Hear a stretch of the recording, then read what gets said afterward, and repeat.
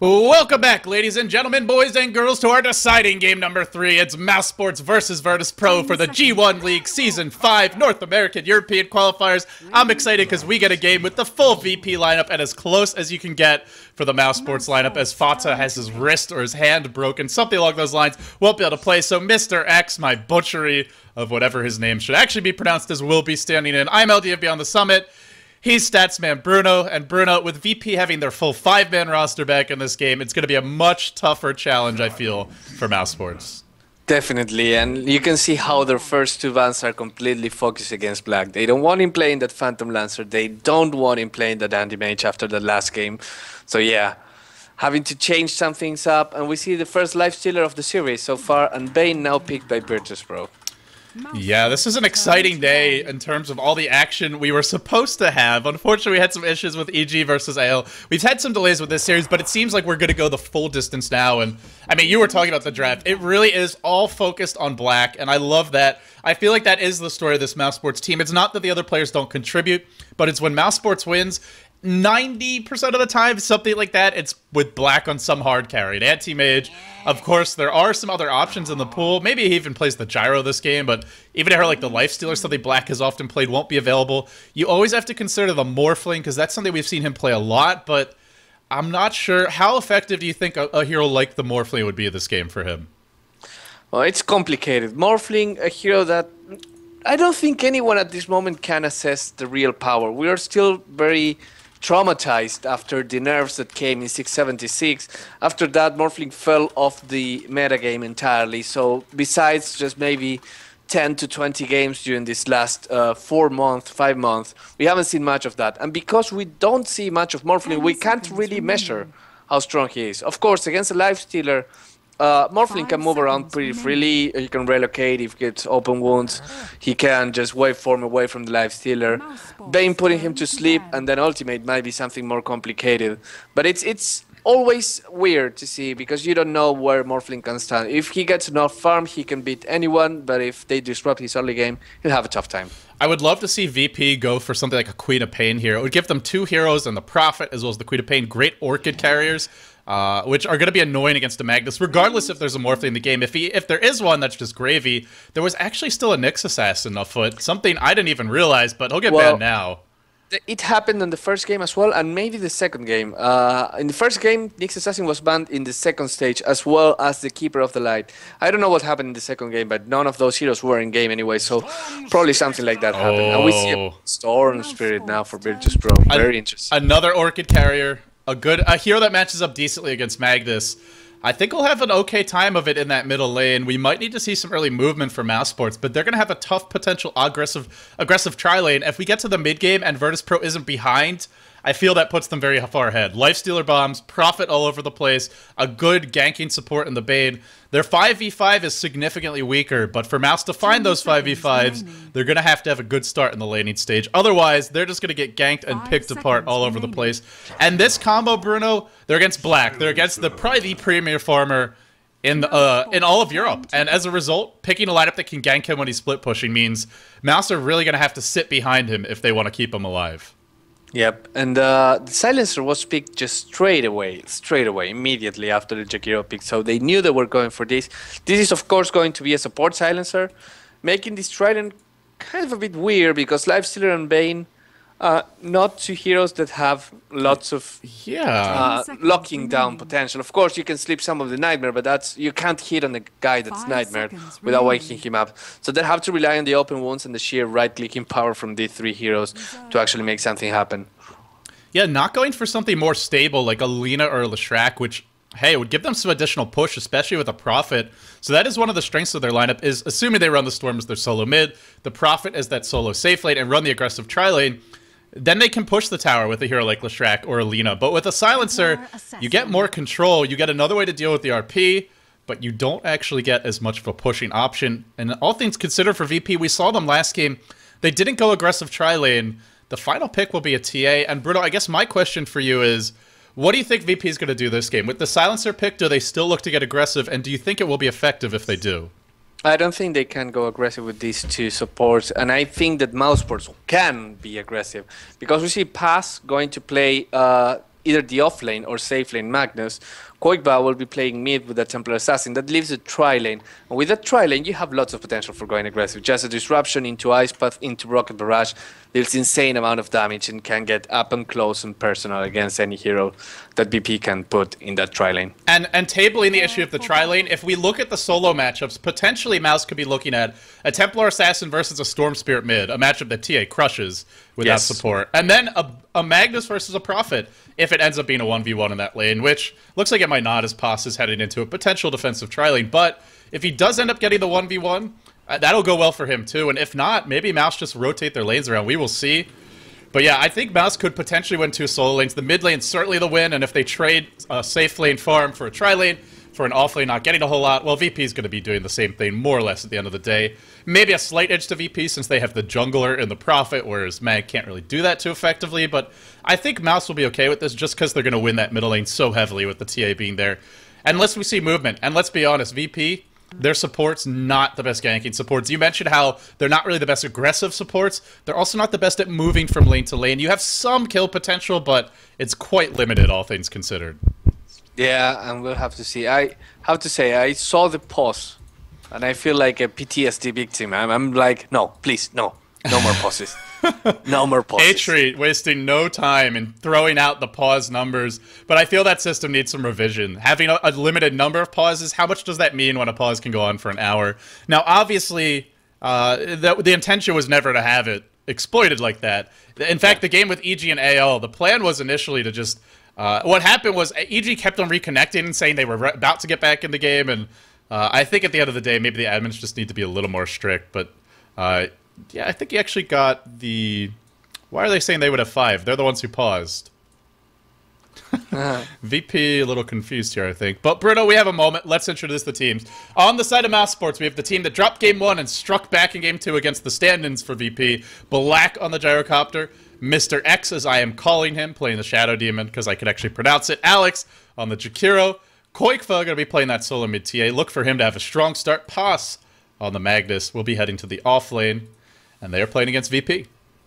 VP with the NS playing the Silencer.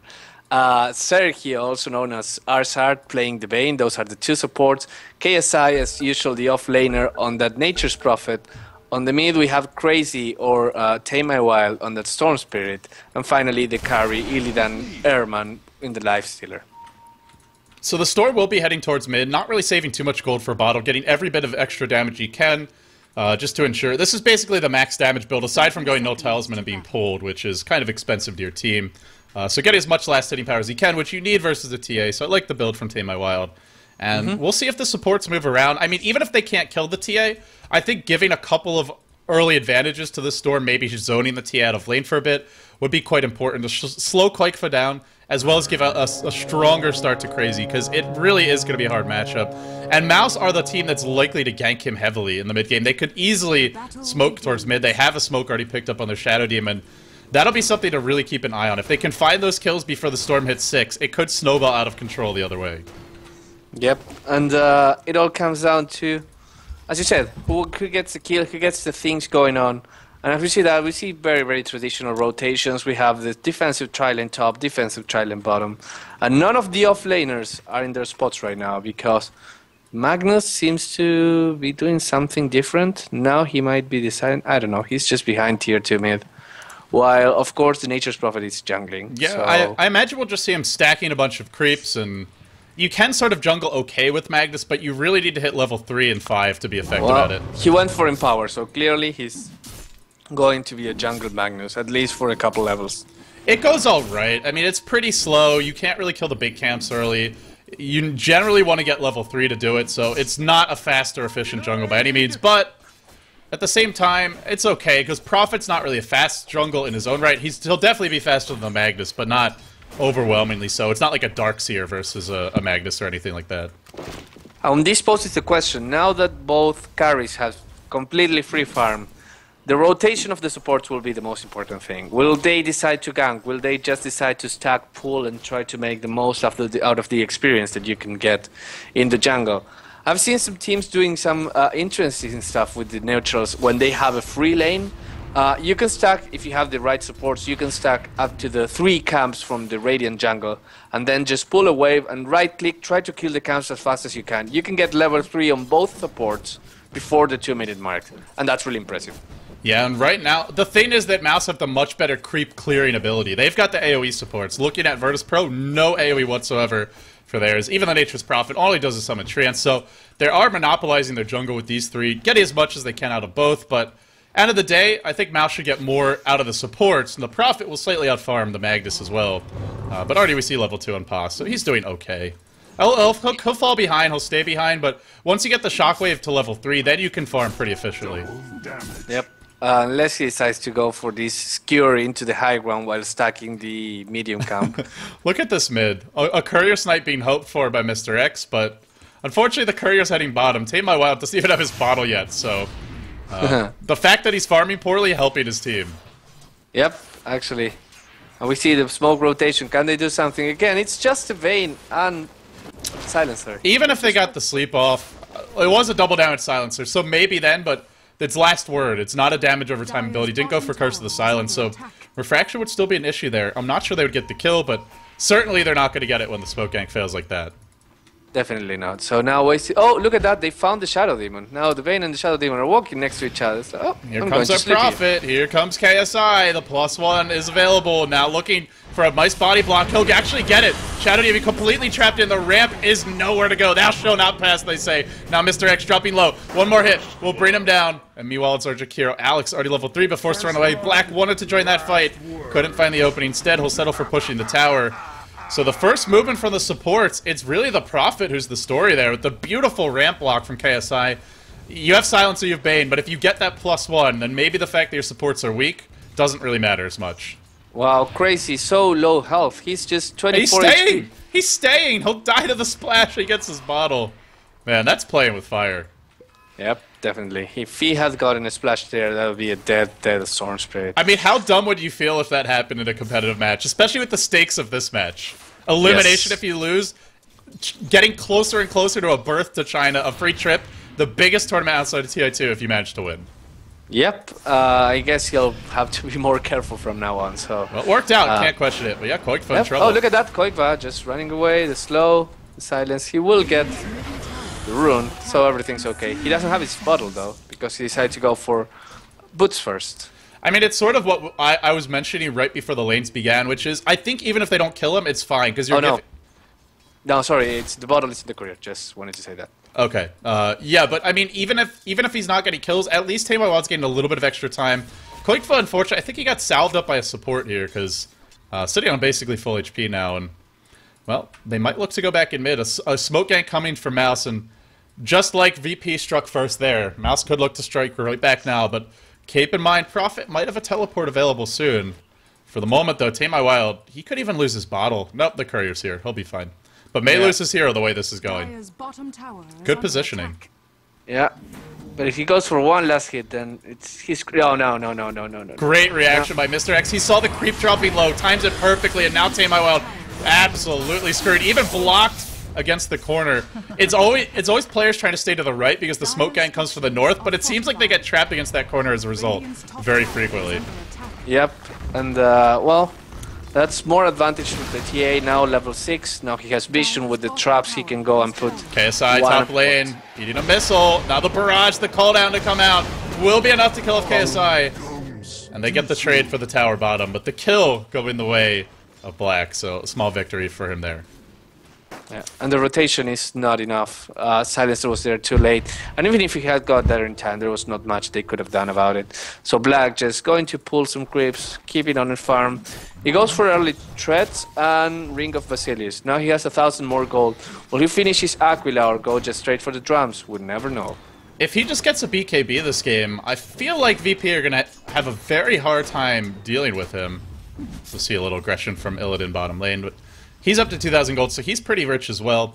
Actually, in terms of net worth, he's still ahead of Black, despite the fact that Black got the tower as well as the kill, because, well, we did have a tower going the way of Illidan. It's farming a bit better right now in terms of CS, about 8 ahead. There were a few more pulls, I think, for VP, some more last 8 under the tower when it was all said and done. But, yeah, I mean, to go back to your point, about Black's good start with you maybe going for utility items. I feel like a BKB rush could be very potent in this game. There's a Fiend's Grip, yes, but that's it. Nothing else to really deal with him.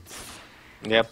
The problem is that if he gets a BKB, he doesn't still deal any damage at all. He's going for a max rocket barrage, so no much flag cannon. His impact in the teamfight is somewhat limited until he gets 1 or 2 damage items. So he might be saying, okay, I'm getting good farm. I'm not going to intervene in the team fights for now. Just going to get some damage items to help me farm faster, and then I'll go to the BKB and just try to win the game. Yeah, we've seen Black is a big fan of the casual Yasha, so probably it'll be a Yasha to start. If he's doing it on anti-mage, it makes even more sense on a hero like Gyrocopter. And meanwhile, mid lane, Tame My Wild still needing level 6.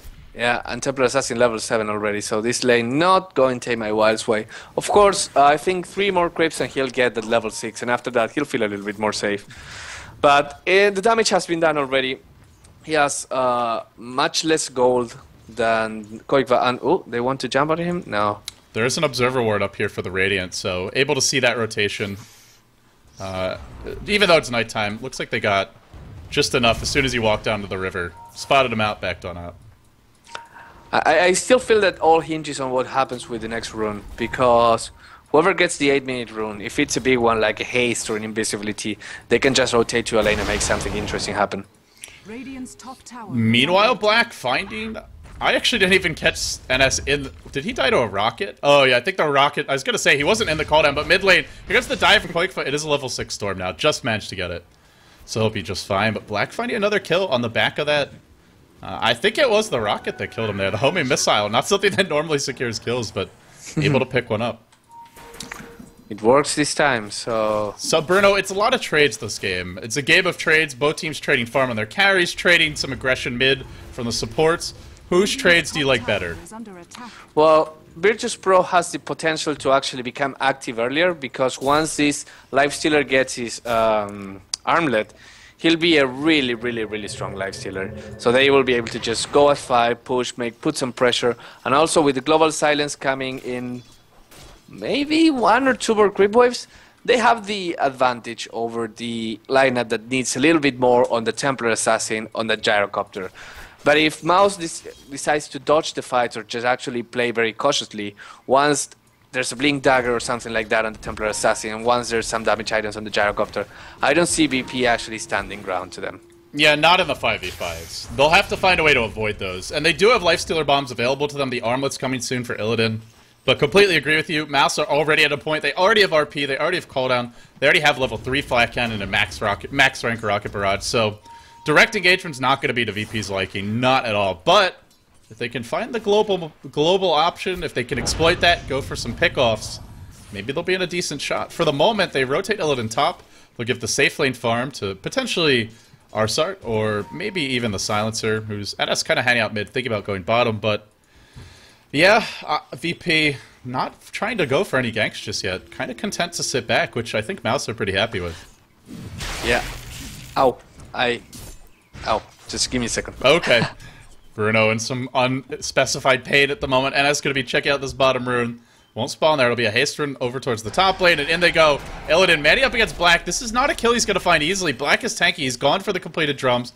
Illidan will be forced back, and meanwhile, Tame My Wild on the run. But he's got a haste rune.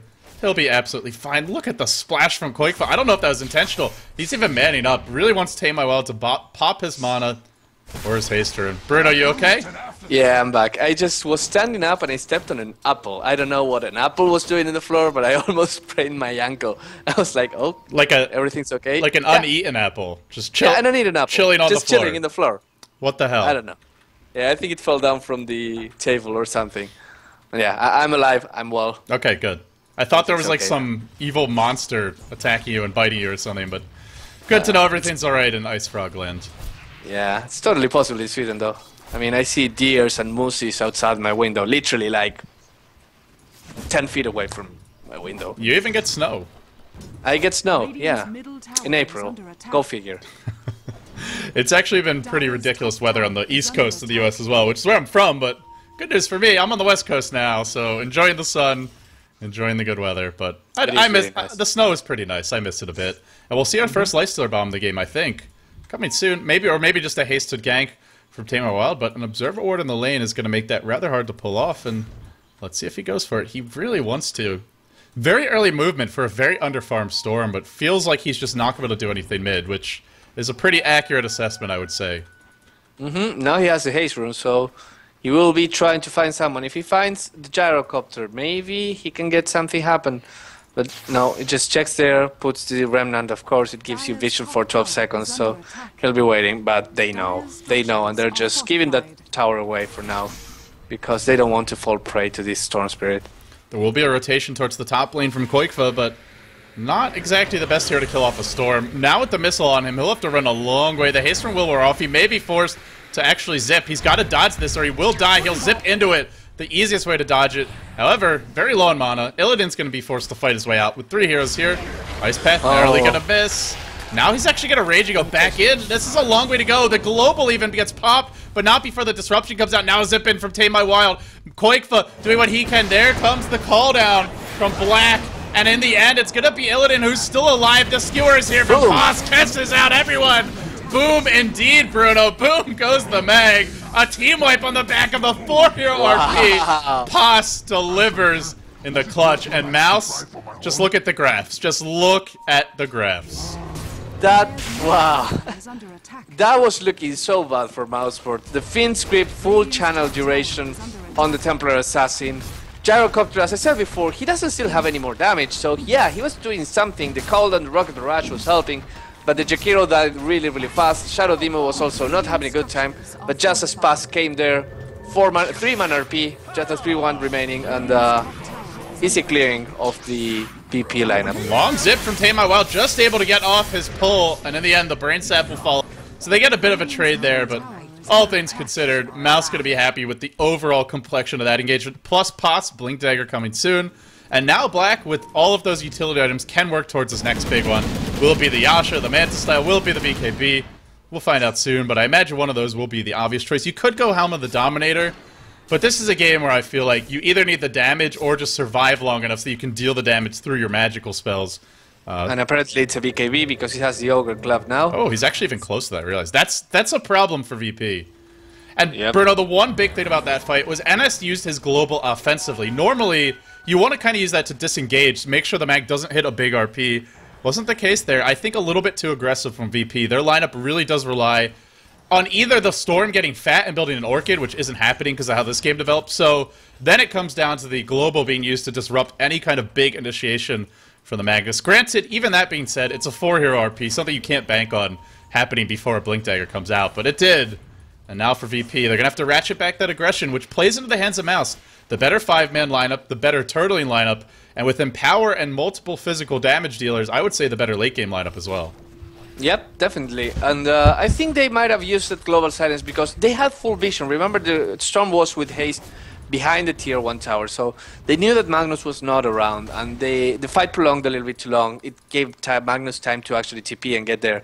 So they were saying, okay, Magnus is not here, we can actually use the Global Silence just for offensive purposes. But, well, I mean, let's face it, if that Magnus had been there 1 second later, it wouldn't have been enough. Everyone would have died. Yeah, they really needed that extra round of spells from all the heroes that were dropping low. A Zip comes in, and Fest Bomb is here. The global used offensively, but this time I think they can burst Quakefoot down, and then just look to get out. They'll get him, they'll pick him off, and then they'll run. Now, if you're going to use it offensively, that's pretty much your ideal scenario. Just zip in, pick someone off. The other difference was that the global was used in that first fight right before, or right after Disruption. So the fact that Disruption got off meant that they couldn't do a quick, clean insertion and exit, a quick operation. But this time around, an easy pick off, and then back on out. Yep. And now the Life Stealer will be rotating top, maybe trying to find someone in the jungle. And if he doesn't, just farm the opponent jungle a little bit. Never hurts. He has 1700 gold. He might be going for the next item. What do you think he'll go for? Goodbye, Alex. Feed script under the tower. He's gonna die. 1700 gold. Who are we talking about again? Sorry, I was watching the action time. Life Stealer. So, yeah, sorry. Life Stealer. I think he's got to be... I mean, I think he's got to go, like, the hard carry build. So... I mean, he's already gone Treads, he's gone Armlet. That's pretty much the makings of it. Nothing like Drums or Sanji Yasha for me this game. Because, yes, they have 2 other carries, but they don't deal physical damage. And the BKB is coming, and it's coming soon. So, things like Desolator, Basher, potentially Assault Cuirass. You need those big right-click items for him. And Well, he'll pick up a Mithril Hammer, so I think the Desolator, or maybe even the Maelstrom coming next. That would be interesting to see. I fancy the Desolator myself as well, so we'll see what happens. Oh, we have an initiation on the Storm. Shadow Demon, Disruption. Uh-oh, he's not much mana left for him, and now a Shockwave to bring him low. One more zip, dies to the poison anyway. Really needs his Lifestealer in tow, as well as the Global online. Just, if this was a game where Crazy had a good start, maybe you can get away with that, but with a bad start, no chance. No chance at all. And now, as you said, Blink Dagger and Mangoes. They can, look at that. They're pushing this tier 1 tower, and they can even decide to go for tier 2 as well if they desire.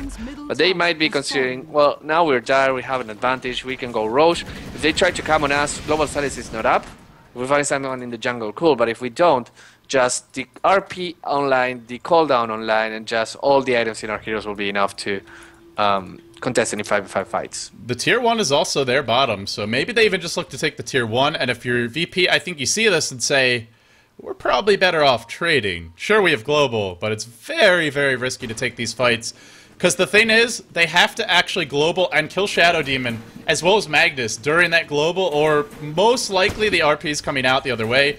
If you don't kill the Shadow Demon, he's just going to disrupt the Magnus even if he drops low. It's very... kind of... VP, they have a much more technically difficult to execute lineup compared to what Mouz have. Mouz have kind of a press the buttons, win the fight if you do it reasonably well. We'll see an Infest Bomb. They'll zip in now. The Global is deployed at the perfect time. They want to bring Black down. No BKB up on him, but they don't seem to have the damage. Already they're backing off on him. Going back for Quake, but in the end they're getting nothing. Now KSI TV's in behind enemy line. The RP! The RP is here again. 4 all caught out. And the call out. Ultra kill for Black. Rampage for Black. Disaster for VP. This might be Roche or a tier 2 as well. Bruno. Wow. That hurts. That really hurts. I want to go back to your quote. You can't always rely on a 4-man RP. Well, in this case, apparently you can. Now that there's a Blink, you can. What I was saying is when there's only a Skewer, not as reliable, but with Blink, hell yeah. I found the decision really weird to actually Fiend script the Templar Assassin and not focus her. The Storm Spirit and the Lifestealer jumped into the enemy lines, well deep inside for the supports, but the disruption was there. The silence, the global silence was not enough, and just the Magnus came in the right time at the right moment. And Black, all he had to do, let's face it, was just call down, A-click the ground, and get a rampage. Yeah, they Fiend script the TA under the tower, which I didn't even see initially, because I was following Black, the hero that they dove, and the thing is, they didn't kill either one until the fight, and then the fight turns around completely. Magnus comes, picks them both off. Just an awful engagement, and now Mouz could easily look to go Roche. Global's on cooldown. RP will be back up much sooner before it. At least 10 seconds in advance. And the thing is, with map control going their way, they have a Templar Assassin, they have a Gyrocopter who could easily work towards, I mean, make it an MKB, whatever he wants. He's got the items, he's gonna have the damage. And I don't feel like VP are tanky enough to stand up against Flat Cannon in these big 5v5 clashes. Their lineup really was built around the Storm having an okay start. We're not seeing it, and I feel above all else, Crazy getting shut down mid is what's pretty much preventing them from finding their footing in this game. Yep, that first gank on the Storm Spirit when the smoke from the Jakiro and the Shadow Demon was all they needed to get those 2-level advantages.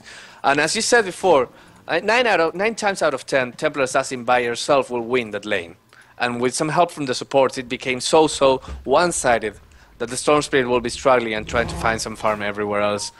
Because that Orchid that he's building, it will not be ready in at least 5 more minutes. By the time it's ready, all the heroes that you want to silence might have a BKB. Magnus is going to be building towards one next, I imagine. If he gets one, good luck using Global to deal with his RP. He'll just save his BKB, he'll pop it after the Global, and then you won't be able to Orchid him. You could Fiend script him, but that's literally it. Not to mention, there's a TA who's going to be building a BKB. There's a Gyrocopter who already has one. So an Orchid this game, because of how slow it's going to be, isn't going to offer anything really to VP. You can maybe silence a hero like Shadow Demon. That could potentially be useful, but that's really about it. And the Global should catch him anyway, so... yeah, I'm not feeling VP's in a very good position right now. And the graph, even though it's... oh no. RP catches 2. Actually not catching the Storm. Could have been even worse. The Global comes out. It might be too late. The cooldown will pick up 1. Now KSI on the run. The Rocket Barrage breeding him low. Still alive on the backside. It is going to be a trade. They get the Jakiro. Their two heroes are alive. RP has been used now, but Black, remember, he's got Aegis, he's got Demon Edge, and now our Lifestealer. Illidan beat Man Up Upon. That's a double damage Templar Assassin. You can't stand against her. You must run. A Skewer coming in. Black still at full HP. Illidan on the run. Trapped up. Might die here. Hold on to the toggle. No Infest. No Rage for a few seconds. One meld crit. Should be enough. Down he'll go. Boom to the face. A game of booms for Mouz and a game of pain for VP. This game 3, this deciding game 3 is slipping away for them. It really is, and it doesn't matter how good you can arm the toggle. If that meld strike will deal more than the 500 HP that the armlet toggle gives you, you're dead anyways. That's what we saw there. Yep. So now they get the tier 2 towers. They still have the Aegis and Gyrocopter. There's a jump trying to deny. Nothing really successful from Crazy, but yeah. And now Black has his MKB. So he's got an MKB, so even a Daedalus, whatever he wants, he'll have it soon. No real need for an MKB because there's no evasion. But it's great for sieging up the high ground if they want to do that. So we'll see. Could even go Divine, but you really don't need it this game. You're leading, you've got the better late game, why risk it? Bottom lane, some action will break out. KSI gets caught. Creates a really unfortunate Sprout for himself. Eating the macro fire. Probably the most unfortunate tree prison forest fire ever created. He'll die. Yep. That's the self-immolation right there. And, well, I mean, on the other side, let's look at... Well, he's going for... Lifestealer is going for a Desolator, as we said before. And it's not too far away from it. That's probably 300 or 500 more gold for that. But is it enough by this point? Yeah, he's you might all of their damage. Nothing Yeah, else exactly. is going to affect these BKB carries, so I gotta say, no way. He needs like 2 more items. Yeah, and I mean, even if you kill... Because realistically, a Lifestealer can't kill a Templar Assassin fast. Just because his damage relies on right-clicking, and right-clicking is slow. And if they kill Black...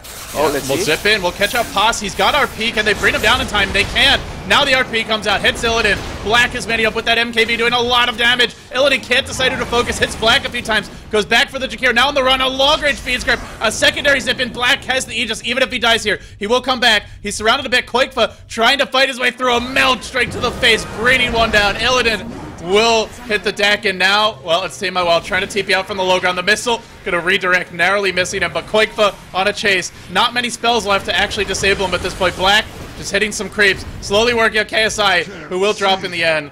They had the Aegis. Otherwise, that fight probably would have gone well for VP, but with the Aegis, not so much. Yeah, I mean, this time the Global Silence was right on par. It was really unfortunate that for Virtus Pro that the Magnus was able to pop the reverse polarity. Hadn't he been able to do that, they would have been, like, Magnus would have died immediately and the fight would have been different. But, I mean, the Aegis, that safety net that you have and you earn by killing Roshan, giving Mouz a little bit more of advantage. And right now, there's only one tier 2 tower left for Virtus Pro.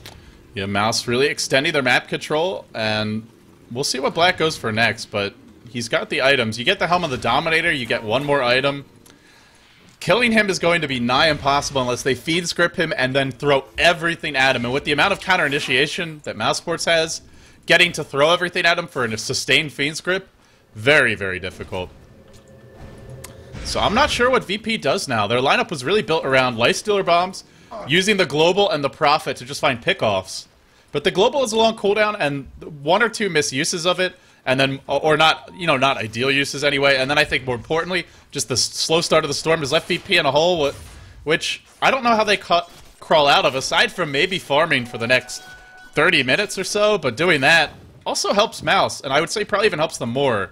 Again, Empower, 2 physical damage dealing carries.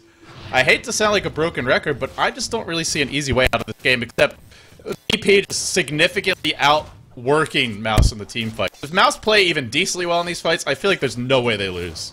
Yeah, I completely agree with that. There's such an edge right now for Mouz that, I don't know. I mean, I really don't know. They have to be terribly team-wiped next to their tower so that BP can take 1 or 2 tier 2 towers before they can actually say they're in the game. But as I say that, look at that. Black just right-clicking the tower. He gets the jump on, but everyone's there to help. You zip in, you blow all your mana if you're Tame My Wild. Well, you'll go back to the fountain. While that's happening, the MKB are going to be used very effectively to siege the tower from the safety of the low ground. And as mentioned, the disruption is always there, so you've got to use the Global to prevent that. No Orchid up yet on that storm. It is coming soon. but it's already too late. They've taken down the tier 3. They're not looking to breach the base, and if you're VP, you gotta fight soon. Once you go down one lane of Rex, you might lose this series. The Infest Bomb comes in, the Global is there. Black dropping low. No disruption available. They get the kill on Black. What a huge kill. Now zipping forward onto Pos. The disruption is here. There's an RP, but without him, I don't know if they can fight. The RP is deployed. Catches out too. Tame Wild is low. And now Sergio, ars-art, driven into the trees. A Fiend's Grip, I hear going off somewhere, but it's not going to work in the end. Now Pos in trouble. Illidan picks him up, but in this man fight with him and Qualifier, seems like Qualifier's getting the better end of it. Now they're on the run. Pretty much an ideal fight for VP. Immediately bursting out one, but Qualifier's here. Your secondary damage. What a sprout. What a save. Qualifier still fighting his Illidan. He'll armlet toggle. What a bold armlet toggle, but it won't be enough in the end. He will hit the deck as well. And now Mousesports losing 3 heroes, still looking at trying to take down this Rex. Qualifier, what a man he is. Yep, What a man. That was a really interesting fight. Virtus.pro came out winning at an extremely high cost because they lost Lifestealer. But the most important thing is that those 2 Raxes are still alive. And this might be a time for Nature's Prophet to consider, okay, maybe I get quick level 16 and just start spamming my Wrath of Nature, just so the lanes are pushed all the time. And maybe we can get a tier 2 tower out for free. Our deciding game 3, Bruno. It really does all come down to this. And Mousesports, they take a big fight, like you said, an expensive fight for VP, but I don't think VP could have done any better than that. The unfortunate thing is, even after killing off Black, and even after he lost a good, what was it, 1,000 gold, probably 800 gold, something like that, he's still got 3.2k, so he's still filthy rich, even after that big death. Yep, and we'll see what happens right now. Normally, you don't see gyrocopters going for divine rapiers if you're winning. It's more of a I'm losing, I'm going all in kind of items. But wouldn't it be nice to see just a divine rapier here? Because I don't think no one could contest that. Yeah, if they get the Aegis, I don't think it's even that dangerous. He'll just do so much damage that VP, if they even try and fight, are just gonna all die. The other thing is Magnus will soon have a BKB, so we won't see the global being as effective versus Pos for much longer. In fact, he's just about got the gold, and I think that's a crucial difference between that last fight and this one. Once Magnus has a BKB, you have to worry about him. You have to focus him with Fiend Script, and that means you're not Fiend Scripting the Gyrocopter. You're not Fiend Scripting that Templar Assassin, and that is really going to hurt. Yep. So now we see the rotation top is... What is Virtus.pro thinking right now? Because they say, well, we can try and push a little bit more with our Nature's Prophet, try and make something happen. If you look at him, he's going for that chipstick, but it's going to be quite a while before he gets it. And without that, even if he gets it, there's so many BKBs, that chipstick will not be nowhere as effective. So I don't know what's going through their heads. Maybe just get 1 or 2 pickers on the supports and try to make things happen. Anyway, it's really, really hard for Virtus.pro to go now. Yeah, even though they don't want to take it late game, for all the reasons discussed before, I still kind of think it's better for them than trying to fight now. I don't think they take a fight now. Not when the triple BKBs are there for Mouse. Not when they're going to be fighting near the Roshan pit, where Mouse's AoE comes into play even more, where it's a congested, constricted area. That's where RP is king. That's where Cooldown and Flat Cannon are king. I don't know that they have a much better shot giving up Roche, giving up a lot of fights, but if I'm VP, I go for pickoffs, I go for trades. I do not try to fight 5v5 unless my back is absolutely against the wall and the game is entirely on the line. Well, the game is kind of entirely on the line at the moment, so yeah. They will be trying to contest. Oh, do they see? Yeah. They'll try. They'll come in now. The Orchid onto Alex, but he will go Scepter. And that's your big initiation. Down the drain. In fact, the fight might turn around now. Illidan eats a purge. The RP is available. Here comes your cooldown. Not even needed. Just Illidan dying to the auto attacks, as well as the additional soul catcher damage. So an easy kill for them. An easy Roche for them. Even though he buys back, he won't even be able to get here in time. He's going to head top to farm. Waddles mid to farm. Not the most effective buyback, but, I mean, I guess he's got to push the lanes out, because Mouse is coming mid, and they're coming with 5, or maybe top. Mouse is coming mid, and the only thing good going for VP is that the Silencer didn't die, so they still have the gem, and with the gem they have the map control, because there are not too many wards. Just 1 ward from Mouse in the map at the moment. Do they have the map control when Mouse is 5 manning down mid? Not for long. In terms of vision. That's yeah, true. Exactly. That's true. It's in one measure of map control they have it. In the other, Mouse is knocking on their front door. And probably kicking it down momentarily. Here we go. Dire's Here they go. Oh, the Fiend script Black, a nice start to the fight. Now the Infestbomb comes in, but Black, he gets off his BKB. Here comes the turnaround. The mass BKB is too much. Boss jumped in, unleashed an RP there to cancel that Fiend script, and the fight turns around. Triple BKB. Trying to get a trade happening, but no. No way, not in time. GG, good luck in the next round. VP, I think a little bit surprising they were eliminated. I feel like if they had their full roster, might have had a shot of taking this series. I could have seen them beating Mouz 2-1 and giving up a game, but having the stand-ins in Game 2, you gotta say, when Mouz needed a big game in Game 3 against the full roster, no excuses for VP. VP had their full roster in this game, cannot deliver. But Mouz Sports able to take this one, and as a result, Bruno, they move on into the main double elimination bracket for the G1 League North American European Qualifier. Yep, and now they will be facing who? Yep. They will be facing, just gonna wait for the final scoreboard. Well, actually, I can show you guys and then pop in back to it, but it will be No Tidehunter. So they move on to play No Tidehunter in the next round. Team Alliance. Yeah, Mouz Sports versus No Tidehunter. Sorry, yeah, no Team Alliance, but a lot of people don't know that name, so I'm very reluctant to use it. But yeah, it will be Team Alliance, and when it's all said and done, Mouz Sports just a convincing winner this Game 3, and a well-deserved one at that. And once again, look at Black's score, 13-1-10. I mean, say what you will about his teammates, this guy is always delivering these ridiculous scores, ridiculous stats. If he's in a fantasy league, I don't care what I think about Mouse's chances, I'm still taking Black on mine. Definitely. He's always a guy with the huge numbers. So, congratulations to Mouz again, and it was really nice casting with you today. I'm going to take a break now. You're probably going to... you have something more to cast, right? Yeah, I'm casting the WePlay.tv Dota 2 League. I'll talk about that in a second, Bruno, but before you go, thank you for joining me. Shoutouts, plugs, anything you want to add? Shout out to everyone from BTS and the Good Studio, of course, some of people that are watching.